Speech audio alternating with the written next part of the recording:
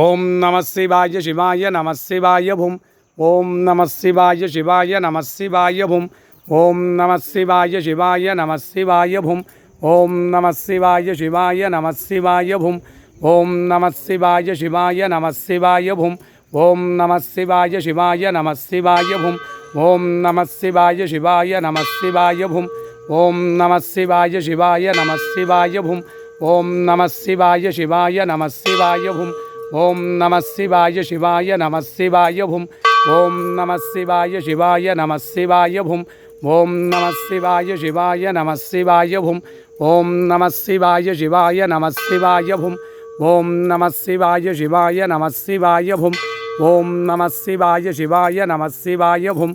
ஓம் நம சிவாய சிவாய நம சிவாய ஓம்.